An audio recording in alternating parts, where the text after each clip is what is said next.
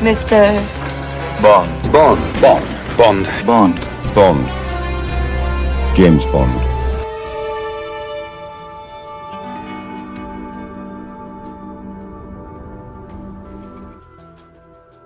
Hello, happy Sunday, and what a strange time to be with you guys on a Sunday.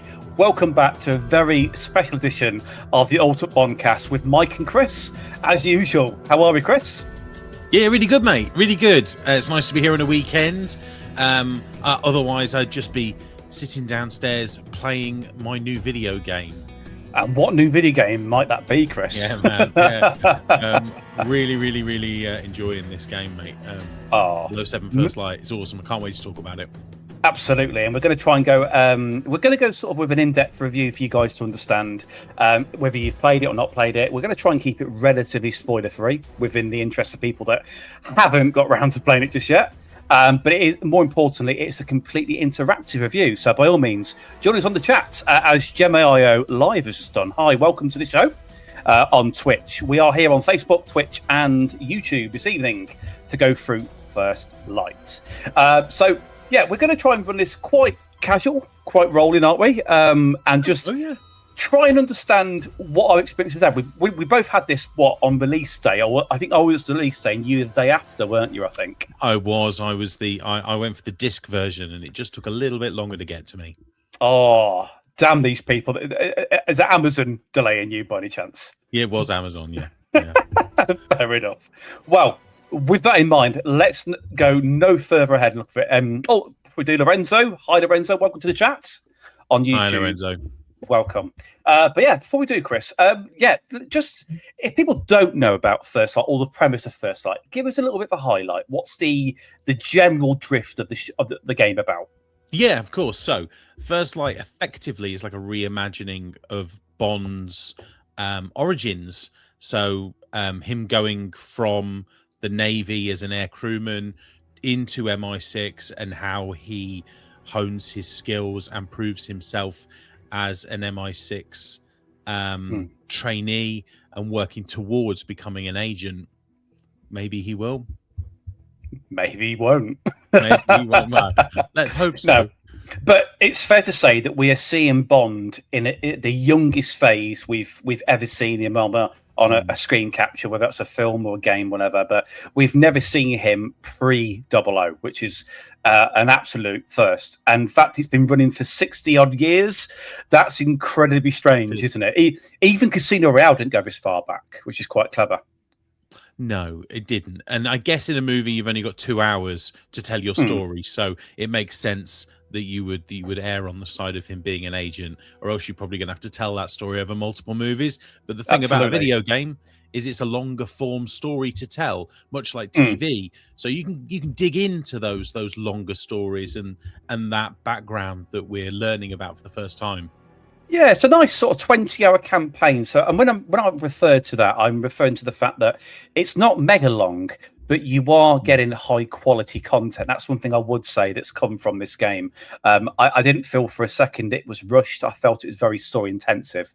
But let's go to the technical side first, Chris. Graphics, that's important, obviously, with a game. We always want to feel like we're getting we've paid $70 or £70 to get this game with our hard-earned money. We'd like to think we're going to get something that looks pretty nice, aren't we? So, just give us your perspective on just the literal, look of the game. Nothing else beyond that. How does it look to you, and what struck you immediately? Yeah, you'd be surprised if it wasn't visually spectacular, I guess, and it really is. It's one of the best looking games around. Definitely one of the best looking games that I've ever played. I think the ray tracing, the lighting, the graphical fidelity, the detail on liquid, on grass, on hair, everything about the game looks beautiful. And the scenery as well, some of the missions that they take you on, like they help with selling how good it is graphically, because there are such beautiful landscapes and buildings and stuff that you get to see. So yeah, I think the game looks stunning. What about you? Well, you've not left many words for me to go apart from the fact Sorry, I did go through a lot. No, I mean, look, bottom line is you are not wrong with anything you just said. This game is every bit the money you should be paying for and expecting what you get from it. It was 7 years in the making. And as you said, high level ray tracing. It's had to have performance, graphics cards in computers to run it the proper way and everything. So this is not sort of a game for the sort of, I think, not the die-hard fans, if you like. If you're looking for a casual game, yes, you could pick it up, but I don't think you'll find the same level of appreciation as if you are a long-term Bond fan. Would you say that's fair? Yeah, I think so. It's definitely a game that lends itself to you having a bit of a session with it, doesn't it? It's not a game, because I don't have a lot of time to play, and maybe that's part of the reason that I've struggled to get through the game, because it's a difficult game to pick up and play in half an hour. It's something where, like, because missions are so long, they are. That's from like 90 minutes minimum for a. That was a real surprise. Just play one mission, because it's kind of separated into around 8 or 9 chapters, isn't it, within one mission? So from a replay point of view, you can jump back to bits that you want to go to straight away, and you carry on the game playing as normal. That's great. But yeah, I agree. The mission lengths surpass what I was expecting, because we saw the E3 demo, didn't we, when you were at the chateau in Switzerland, and we're driving the green Jag, and then we get the Aston Martin, the beigey George Lazenby model Aston Martin from the 60s, and everybody's like, oh god, this is just like jumping straight in. We've walked into a castle, now we're in a car. However, there was a massive set piece in between those moments, wasn't there? There was, and there was so many like little quiet moments as well as a massive set piece. There's so much of this game is spent working out how you achieve what the goal is, and like taking a step back and surveying the scene. And there's a lot of moments where maybe you need to eavesdrop to find information. And you really didn't get that in the demo, did you? It was very much like, here's a thing, here's another thing, here's another thing. You're getting in the car, you're going, and maybe it was 20 minutes that playthrough bit. Yeah, I'd say so. Probably an hour and a half mission. But I mean, I don't know about you, but you know, when you see something that's at a new release, or it's E3 or something, and then you're playing that actual level on the E3, there's something quite special in your guts when you're playing that particular bit that you've waited so long, that you've seen played by somebody else, so it's quite a moment, really. And there was bits, I don't know if you're sorry, I just wanted to say, like, specifically speaking to that, there was bits in that level where I was trying to replicate what it was that they'd done, but obviously because I was playing it for the first time, like, and had no idea what you were doing. But also, I was there. Yeah, there was a bit where, like, you when we watched the playthrough, you could scale a wall when you were trying to get in, but I didn't have like the lighter to be able to set the leaves. So I ended up trying to find a press pass or whatever. So like I did it in a very different way to them, but it kind of forced me to, and that was a good thing. So I already knew there was one way in, but I couldn't do it. And there's loads of that in the game where it tells you can go through that door, but actually you can't, and you've got to find another way round. So I was the same as you. I played that with, I managed to do the leaves the first time round, burn the leaves and sneak round, but I actually found the press pass and just walked through the front door. Yeah, that's again. So it's quite clever. It is a very, very replayable game. As in, you're never going to play the exactly same level every single time you come back to it, because there's so many routes to attract you to replay that level once more again. And it's all about whether you want to be tactical, stealthy. There are certain action bits that are, you're committed to. But the reality is, you've got around, what would you say, 85% of the time, the choice of how you approach things? Yes, there is. I would say so. There are elements of, like, I mean, you could, that 85%, you could lower that a lot if you wanted to. It is your choice if you want it to be more run and gun. You want to go, and if that's your choice, you can absolutely do that. But there are some sections where it's like you kind of have to. You really got to fight your way out of this bit now. Can I bring you onto our Bond in question, Patrick Gibson, because I knew him before as young Dexter. And when he was cast, it was absolutely wonderful. I thought, what a great choice. Give us your take on Patrick. What do you think about him as a Bond actor? Forget anything else he's done previously. I think sometimes with video game characters, it's difficult for you to say, "Oh, that person did it really well," because they're just a performance capture model, effectively, for a video game character, and you're doing all the work. But, yeah. But in this game, Patrick Gibson gives so much throughout the entire game with his witty quips, and he does a lot. I mean, he sells a lot of emotion. Like, I don't want to say like how it happens in the game, but he goes to highs and lows in this game, and he really sells it. He's very, very good in this game. I think he's been that good. It's actually got some of the press stirring. Could he be the actual Bond on the screen one day? And I don't think he will, of course, but I think it's a great idea to throw that out there as a soft release. And I feel like this is sometimes the world testing the reaction to Amazon, get a bit of feedback on what they do with Bond being released on the screen. So it could be treated like that, which is quite cool. Yeah, you're right, and it could be. I think I'm not saying I wouldn't want Patrick Gibson as our movie Bond, because I don't think he's good enough. He absolutely is, but just because he's been cast in the video games, let the video games be his arena. He is the video game Bond. Yeah, and I like not having a movie tie-in. This is just a total. Doesn't need it, does it? Origin, one-off, total reboot. You don't need to know anything about Bond. Of course, if you do, it's a massive helping hand, but you can just play and learn as you go along, which is fantastic, really. They're catering for the masses.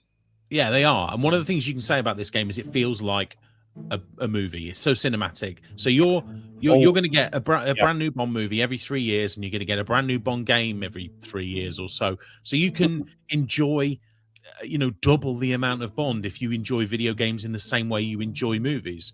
So you're going to have so much more Bond. The thing is, though, I mean, my hope is, and I have sort of alluded to this already, which is very likely to happen, because they've supported Hitman for so many years with replayable content and growth and bonus missions, upgrades, whatever, new characters to kill and so on.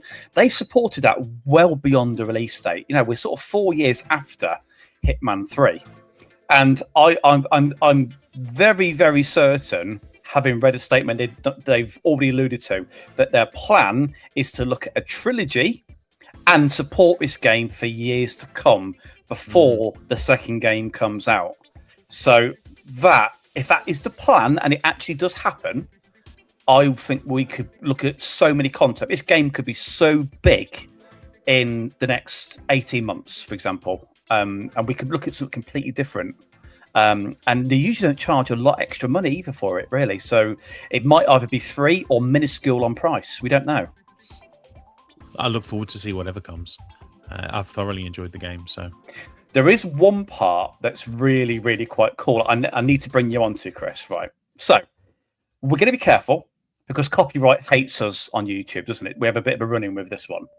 But let me take you back to the beginning and talk about Lana Del Rey and these wonderful title tunes. I mean, come on. This is just... this is too good to be a game. That's my take on this. The font, the quality, the work they've put into it, the artists they've drawn into this. This is too good to be a game, but it does add to the cinematic feel, I think you've got to stop saying it's too good to be a game. Because I mean it in a compliment way. No, but yes. but you're not. But what you need, what you're saying is, this is so good it could be a movie. That's exactly what I'm saying. Doing but the not game down when you're saying, because this game is so good, it's incredible. It deserves a song this good. It does, and I will rephrase my my words. What I am rephrasing to is the fact this is so bloody good. It's just such a good, right? A good thing to have. Good song, good titles, and it echoes a lot of the past. We see mentions of GoldenEye, Skyfall, in this title sequence, little nods stuff. I think it's the bit towards the end. I don't know if you see where there's like a spiral where Bond shoots a gun, he turns a gun, it turns into a spiral, and it fractures on glass. That reminds me of Skyfall when Daniel Craig's turning in loads of different directions, shooting a gun. You know, it's so well done. It really is. It really is. I can't say enough good things about it. And the titles itself, you know, it leads on from the pre-title mission so well as well, doesn't it? 'Cause it's such a great explosive end to that first mission. It does, and that's obviously when we see Bond, as you mentioned, is a pre-00, is a Royal Navy airman, really, isn't he? He's not even SAS at that point. No, he's not. And let's just say hello to Bond Lexicon as well, that's joined us. Hi, Bond Lexicon. Thanks for joining us. Love that. Yeah, we totally agree with you. What a good title sequence. It really does feel like it's ripped straight out of a movie. Now, in terms of the song itself, though, what twangs can we hear? I'm suspecting, for me, it's "Diamonds Are Forever," "Tomorrow Never Dies," and "Skyfall," all sort of amalgamated. Yeah, I hear Skyfall, and Bond Lexicon actually put another comment in that they find Skyfall in there as well. I don't know. Yeah, maybe I can hear a little bit of "Tomorrow Never Dies" in there. It is. I think the good thing about it is that if you try, you can probably hear any number of Bond songs. Because it has all those ingredients that we needed, really. Yeah, you know, it's almost like this is almost like one of the best songs the Bond franchise has ever had. That's for me, a big talk, mate. I really, I think I told you when Lana Del Rey was being cast, I said she'd be good, and you didn't know a lot about her. No. My God, knocked it out of the park. Yes, she did. You know, and probably good to having David Arnold there as well. Somebody who knows what they're doing. What a legend! You mentioned obviously this title sequence was led in from the pre-title, so let's go back to that. Let's have a little look and understand the gameplay involved with this, Chris, because Iceland is a very different type of mission. We see the gun barrel there. Obviously, we don't have the actual Bond walking across the screen because it's too early. It's like he hasn't earned that right, really, isn't it? And then he's in an ambush. What did you feel when we first played this together? Because we did this on the channel, didn't we? About last week, some point. Yeah, we did. How did it make you feel? I think, looking at it from a video game perspective, it's a really smart way for you to learn the controls of the game, whilst also experiencing something that it forces you, this mission, really to be stealthy in a lot of ways. So, you know, it makes you learn all of the various different mechanics of how Bond works in what feels like a really life and death situation, more than any of the other missions, really. I think it creates that tension because as a gamer at that point, you're not experienced enough to know all the tricks in the way that Bond is not aware. He's not a 00 at this point. He doesn't know half the things he's going to know later on in the game. So you almost feel like you're going on that amateur journey with Bond and learning as you go along, but you are forced to be stealthy because you don't know how to fight so well, you know? And that's something that really plays out, I feel. Yeah, you're right. I mean, I was also noticing the comments, and Bond Lexicon says that the helicopters I'm assuming you mean the helicopters at the beginning. They're the Merlin helicopters from Skyfall. I hadn't even noticed that. What a Do you nice know what? touch. I hadn't. But I wouldn't contest it, because if you're thinking the helicopters that picks Silver up, you know, when Bond catches him, then I will rewatch that and look again. I think you're probably right, though, in all fairness. Can we talk a little bit about that? Like, there's loads of lovely little breadcrumbs, and I don't want to give any of them away. Oh, so many. How many great little, like, you know, I'm thinking of, like, the name of, like, projects, you know, and there's loads of the great uses of Bond terminology, and when you're walking around Q Branch, it is literally like it's littered, isn't it? It's littered with reference. Hearing people talk, and you can hear scenarios from the Bond films that they're talking about, and talking about the gadgets, seeing some of the gadgets. It was so much fun. I think in the Q-Lab sequence alone, there must have been at least a dozen in that one area, and it's determined by how much you want to walk around. You might want to just crack on with the game, or you might want to go and talk to people and work out a bit more about the world around you if you want to go for a more immersion run. So I completely agree. On my first walkthrough, I walked around a lot. Oh, me just too. To hear what they were saying, you know. Actually, I couldn't find Q at the beginning, but also I just enjoy talking to people. I'm just a friendly guy, you know. No, I completely agree. And it's like when you pick up your gadgets for the first time, the Q Watch. It's so much fun how that interacts with the Q Lab as well. It is, and one thing that I think was incredibly well done, by the way, because there's very different mission types in this game, but I feel like this game has probably the best tutorial sequence in most any game I've played. Do you know what I mean by the sequence in Malta? Yeah, the learning as well. This has to be the most innovative way of doing a walkthrough. I don't know how we go around it though without spoiling. Well, I think I'm not going to talk about details of it, but what they effectively do is it feels like it's very cinematic again. It feels like you're watching a montage of somebody learning the ropes, whilst you're actually learning the ropes while that montage is going on, and it's just really clever, really satisfying, and it means that you can learn the combat techniques and stuff like that really quickly. Yeah, that's exactly what it is. And you also feel like you feel the pain. I mean, this is some of the action sequence here that we're referring to. Yeah. You feel the pain when Bond's doing like push-ups, and you're like having to tap the button to stay up and all that. And you find that the controls get easier, and I think that's intentionally led. I think by IO. Did you get that sense at all? Like the controls feel more responsive as time goes on, and. Yeah, I think so. I think the controls generally were satisfying. I maybe had a couple of issues with combat, but I just love in that the thing about Malta is that it sets up the emotional stakes because of the friendships that he develops. It absolutely does. And that's one thing that's quite key to this. The characters are big in this game. There's not so much a Bond girl, if you like, not really like a par se Bond girl. There are supporting cast members, but I feel like some of the cast, particularly some of the other agents, for example, I really, really bonded with myself, and I cared about what happened or didn't happen to them or whatever, and because you go for that journey. But the actual training sequence is probably a good 90 minutes. Do you reckon? Yeah, I mean, everything feels like it was a good 90 minutes. Yeah. You know, can we talk a little bit about like the campaign length? Yeah. Sorry, I don't know what order you've got ready. We're not. But like, No, go for it. I kept seeing like complaints about the campaign length before we started. Like, it's not Skyrim, therefore it's not worth 70 quid.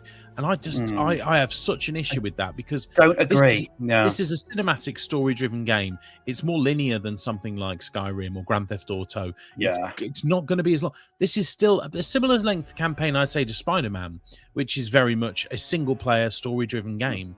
I have no issue with a 20-hour campaign. That's more than enough for me, especially when you're getting replayability with the game as well. Yeah, and the game will grow. It will grow as it goes along. More content's going to be added onto that game. So, for what you've paid, it's not bad at all. And some people have obviously paid to get early release as well on the day before. So you've got to look at it as people are quite literally getting their cake and eating it. So no, but I have no issue with the campaign length. I think 20 hours. I played it over 3 days, and not 1 minute was I bored. No. I played it sort of 6-7 hour blocks. All I know was the clocks was 1 minute at 3 p.m. in the afternoon. Then suddenly it was midnight. I was like, where the hell has that gone? It's such an engrossing game, and it's a game where I do think it's quality over quantity. So yes. Maybe they could have made the game longer. But then that would have harmed the story that they were telling. They told a really tight and impactful story in that 20 hour campaign, and I mean, I haven't been disappointed with it so far. One thing I noticed, Chris. Now, I was looking at the game. I was trying to work out this game has so many different mission types, doesn't it? It has infiltration, it has fighting, it has general combat, it has chases, it has all these different varieties. Sometimes it's just having a chat in the office with people, and I was really blown away by the innovation on that part and with IO. So, hands to you, IO Interactive. You did a great job on that front. However, what I tried to do, Chris, was look back at some of the sort of like games that maybe they've drew inspiration from, and I feel like I've actually worked out the formula. Should I show you what I've worked out? Sure. Yeah. Go for it. Check this out.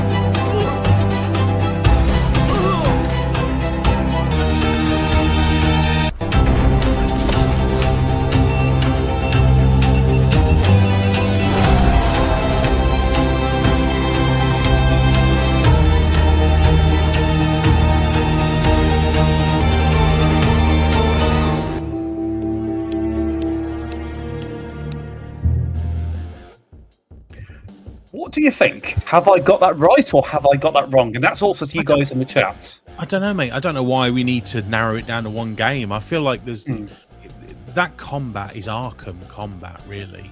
The Like, dodging because it's dodge, grapple, Yeah. hit, and dodge, really, isn't it? That's what Loads of those all- games have been doing that, like Arkham, Assassin's Creed, Spider-Man. Like, that's like a common.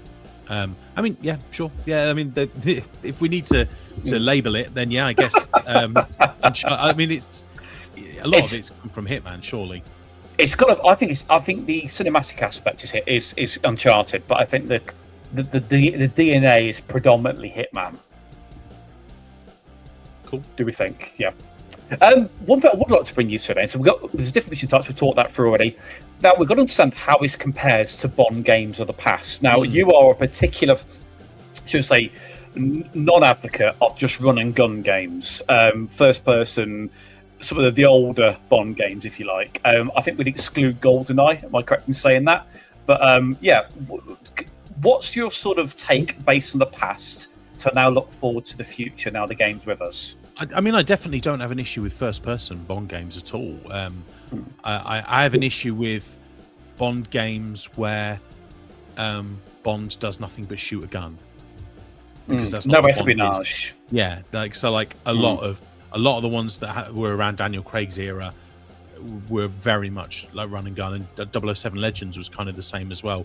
But like, sorry, what was the question? Like, where does it fit? Yeah, so compare this to what's gone before to now So you've difficult. got such a different type of First Light. game. It is. I think there's more, there's more elements of Bond in this than there were in previous games. So there's you're doing more different things. But the other difference is that like 99% of all Bond games that have come before are licensed movie tie-in games, and I know that there are others like Agent Under Fire and Nightfall and Everything or Nothing, and this kind of fits more into that bracket, I guess. It feels more like those games than any other type of Bond game, I guess.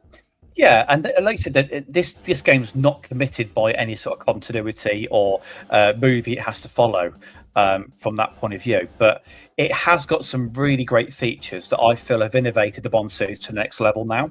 And I feel like if we suddenly just got a run and gun game, we'd be going, why? There are some exceptions to the rule. I can think of Bloodstone, Everything or Nothing, From Russia with Love. The third-person games that have a little bit of that sort of part of it. How this has took it to the absolute max, I feel. Yeah, it really has. It's so much more Bond than any of those, because it has the freedom to allow you to work. Like I say, work things out and find a way around a problem, whereas before it's less linear, I guess, than other Bond games before it, while still being quite linear. Who was your favourite supporting character in this game? That's difficult. I actually feel like at times Monroe was there. I really enjoyed Greenway. I think I enjoyed anybody that Bond played off with, because the dialogue in this game's really well written, very snappy. And I just think characters played off each other really well. Cutscenes were as polished as the game itself, and quality voice acting. I have to say, my biggest connection was Greenway, which I didn't think was going to happen. I thought at the beginning he was a bit of a, forgive my French, arsehole, and then I realised he had rougher edges for a reason. And he suddenly becomes Bond's biggest advocate and biggest ally, if you like, as a mentor. Yeah. So I found that relationship quite touching, really. Yeah, me too. But my only issue I've got, I'll go into, we'll talk about niggles and the things we particularly liked about the game. My only niggle I've got is, I loved the game as an origin story. I think it was wonderful.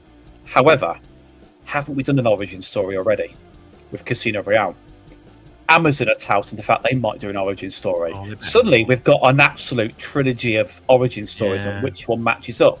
But this, to me, was one of the most true origin stories. It didn't follow a book. It was completely original. It had me guessing around every corner.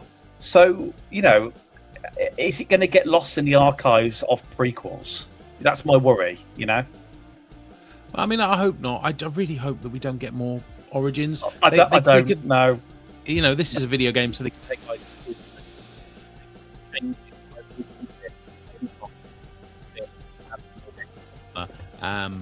But from a movie perspective, yeah, let's just leave them alone now. We don't need more. We don't need Bond at school. We don't need any of this. We just need to see him sitting on the beach, sipping a martini, and then killing a few henchmen on the way out of the hotel. That's all we need to see, you know. But hey, one thing I will do as we sort of draw more and more towards the end, then Chris, we'll look at rating this game. Do I get to talk about my niggles, or? Well, no, we'll come back to it. We will rate the game at the end of the show. I was going to say, no. We rate the game at the end of the show. But like we rate our movies, you know, our movie reviews. Yeah. We'll do a 10 rating. Definitely. But yeah, of course, give us some of your likes and niggles rather than dislikes. I mean, like, what could have been done better? Yeah, I mean, there's a little bit. It's not a perfect game. I think that really didn't gel with the combat in the game. I have to say, like, I think maybe it was just me. Like, I'm sure it probably is. I didn't love. I'm a little bit tired of the Arkham style combat of punch, dodge when a light comes on. You know, it almost like they become quick time events in a way. The combat, and yeah, I didn't love that. I felt the Q watch was a bit janky. Like the way that you used the Q watch, I found sometimes a little bit janky, and I wasn't in love with the driving either.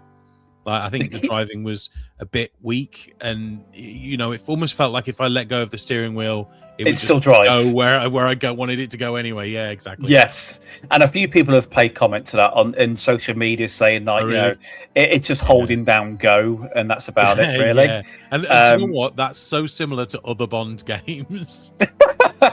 So it hasn't lost its touch, then, really. You know, it's still on par. There aren't many niggles with this game. It is like nitpicky stuff that just took me out of it a little bit. But by and large, like, the things that I love far outweigh the things that I didn't love. It is a beautiful game that plays brilliantly, has an amazing story, and you know, just hits all the highs you'd hope it'd hit. Yeah, I mean, look, the thing is, right, I agree, that Q lens thing. Now, the way you control it is you bring up your L1, don't you, and you choose your button that corresponds.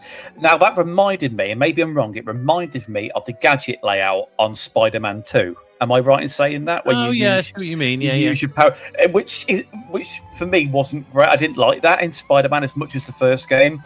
So this sort of echoed that a little bit.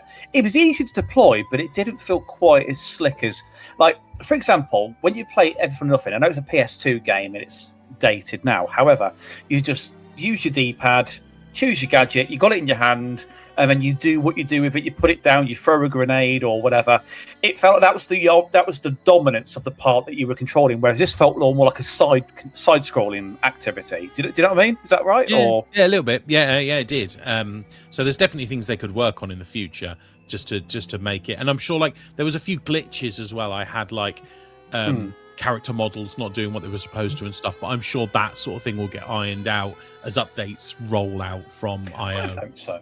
I have tried to do a few gadget-free run-throughs, by the way. So just disconnecting all the gadgets in the wheel and just going with even no gun as well. Just going unarmed, no gadgets, and try and play it purist. You know, and it's really good, actually, the way you've been playing it. It adds another dimension to the levels that you go, oh, I'll try and go this way. Hang on, I can't, like, laser this to fall down on somebody. I've got to find another way.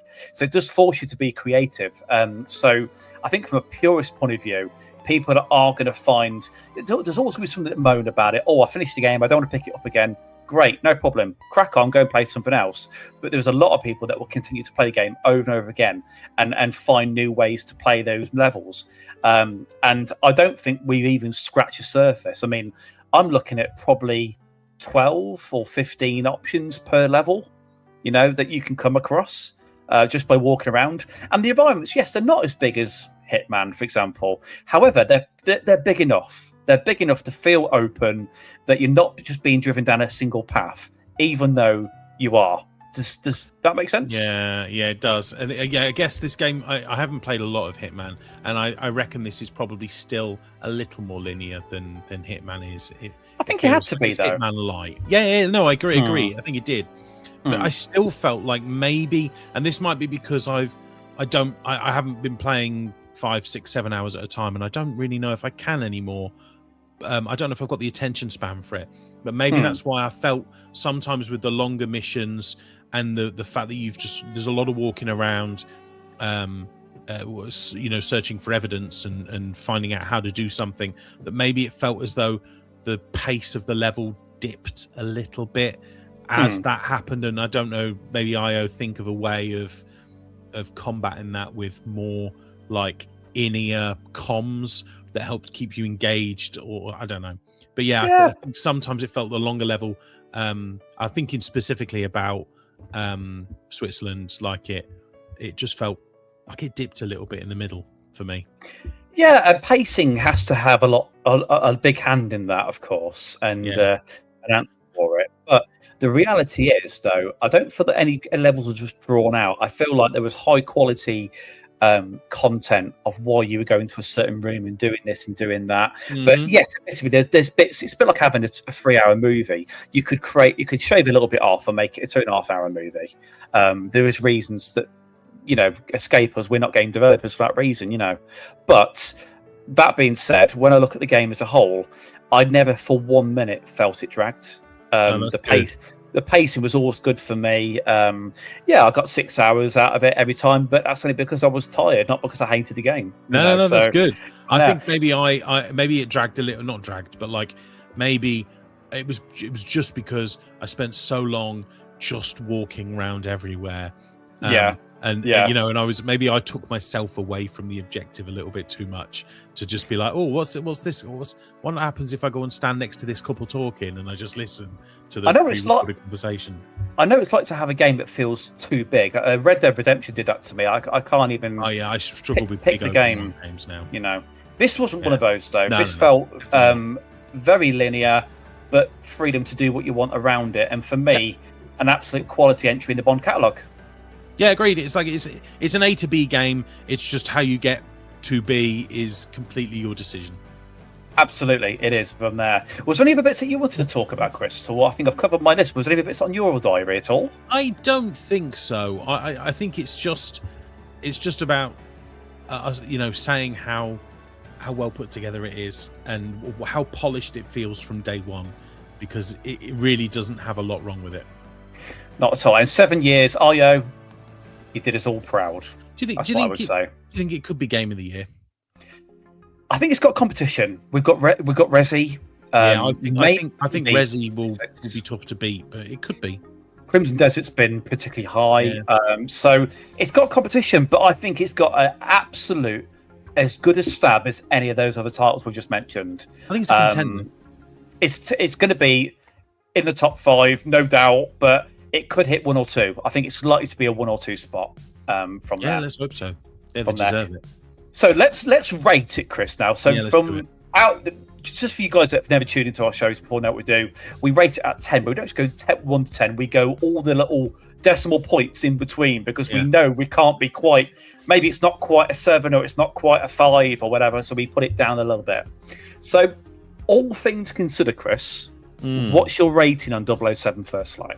So I guess the one tough thing about this is we're not basing it against anything else. It is literally a stab in the dark. I'm gonna say it is, and you'll just go higher than me anyway. At the moment, I'd say it's 9.1 or 9.2 out of 10. Oh, and that's a very, very good score, by the way. Yeah. It's got to cross a lot of boxes to get up to that territory. Yeah, it is very good. It's a very, very good game for what it achieved. Very honourable.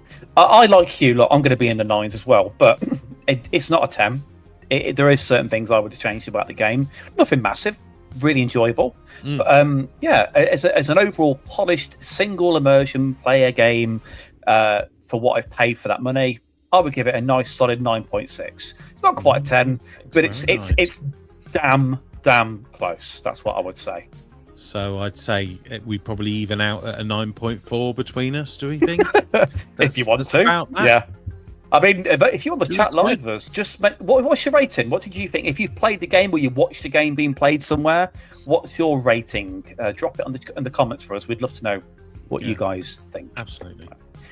We also want to do one more thing we've done in our reviews, Chris, for our movies. Not sure if you've got one, but have you got a favourite line from the game? I don't know if I do at the moment. I don't know if I do. You tell me yours and I'll have a think. I think it's to be honest, it's near enough at the beginning. I'm not MI6. Yeah, I like in that same bit where they were like, "You're not just going to blow us up." Yeah, thinking about it. Yeah. It's just like, that's the thing though. It's an origin story of Bond, but he still has the traits that make him a good character. He's heroic. He's got quips. That's never not been there, you know. And he just gets more refined. So the whole thinking about it kind of stands up to be very Bondy, doesn't it? Really. I like the little lines that. So if you haven't played the game already, you know there's so many quips that he makes just during the game. You know, you'll come through a window and you'll see somebody, and then he just bluffs. So some of my favorites was like, you go Max Tanner, security expert. Yeah, exactly. So there's one where he has to smash through the door in the museum, and he just goes, "Museum door, inspector." Oh, that one didn't pass. You know, and it's like that might be my favorite line in the game. Was just the silly little lines like that. I had to go with one of the escalation contracts a little bit earlier today, and I took out this guard. It was one of the museum areas. Took out this guard silently, but somebody had seen me. Another guard had seen me at distance, so he'd come over to investigate. I quickly stood up from the platform where I was with the guard that I'd knocked out by my feet, and I bluffed straight away. And I just said, he goes, "I know what this looks like, but I've just found this man lying here." And the guy just goes, "Oh, well, you better go then. I'll sort this out." He went, "Gotcha," and walks past. And I just thought, that's so clever. Like, if you got caught in Hitman or Splinter Cell or something, it'd be game over, wouldn't it? But you are just going, it's part of the game now. That's the difference, isn't it? On that note, can I ask you, because I think part of the problem I've had, and I played it on normal difficulty, so the middle difficulty, and I died a lot, actually. You know, like combat, especially gunfights, were really difficult, really genuinely difficult. But one of the things I found, and maybe this is something that I do with all types of stealth games, as soon as I get seen, pause, restart checkpoint, and I do it again. And I don't know why, when there are so many, I had to teach myself, you've got bluff and you've got you know, all these different gadgets, just false surrender and all that. You know, I'd just be like, I'm spent so long in the bowels of that hotel in Switzerland, going through, like, do you know what I mean? Like the cleaning rooms. I do. So long, just restart because I got seen. Failing is not failing in this game. Failing's not failing, exactly. Failing just enables you to then move on to the bluff and the full surrender and all those sorts of things, which I kept forgetting to do. If you need any more training that front, Chris, we'll play it together, and I'll go, no, just carry on. Well, I tell you what, I can't wait for our playthrough. So, for anyone that isn't already aware, we are going to be doing a full playthrough of this game. Are we going to just start from scratch again? Are we going to do? I think we will. For those of you who don't know, on the channel already, we've got our playthrough where we first sort of did it on release day. That was more our initial impressions. It's in the chat on the YouTube channel, by the way. If you want to hit the link and go watch this after, go and see how our first impressions were. But you're right, we'll do a full playthrough. And see what it's all about. So that'll be coming up, I would have thought, sometime in June, July, and we'll be playing. I'll do a bit, you'll do a bit. We'll make it a really fun experience. So I really hope you guys can join us. Playstyles are as well. If we're doing a mission each, like we'll see who's, different playstyles, I reckon. That'll be really quite good. Play the same level twice and do it in a different way. Maybe we set targets and say, this one you've got to go like no combat, and this one you've got to go all guns blazing and timer. I don't know. Yeah. Timer. That'd be quite interesting. Yeah. We'll see. But guys, that was our first light review, and we can thank you so deeply for joining us on this point. Chris, was there anything you would like to plug before we bid our guys farewell? I mean, I will just shout out our social media platforms. Facebook. If you're watching this on YouTube, we're on Facebook, we're on Twitch. If you want it on Facebook, we're on YouTube, we're on Twitch. If you're watching it on Twitch, we're on Facebook, we're on YouTube. We're also on Instagram and TikTok. So just join us everywhere. because we're whores for social media content. We don't discriminate. We take anything that you can give us, basically. We will take anything. And also, just to shout out, we are live again next Wednesday. We are. With our View to a Kill review with David from License to Queer is joining us. Really looking forward to that too. It would be. We met him last year. He's very kindly come into that to have a chat with us about the same movie that we saw at the cinema with him. So that would be a wonderful experience. But yeah, just along those lines, like, subscribe, follow, whatever you can do to keep in touch with us. We really ask you to just go to those platforms, hit us up, and we'll keep you up to date with the best Bond content you can possibly think of. Yeah, helps that hugely, doesn't it? But once again, guys, thank you very much for joining us tonight and watching us on the Bondcast. The Ultimate Bondcast. Bye-bye.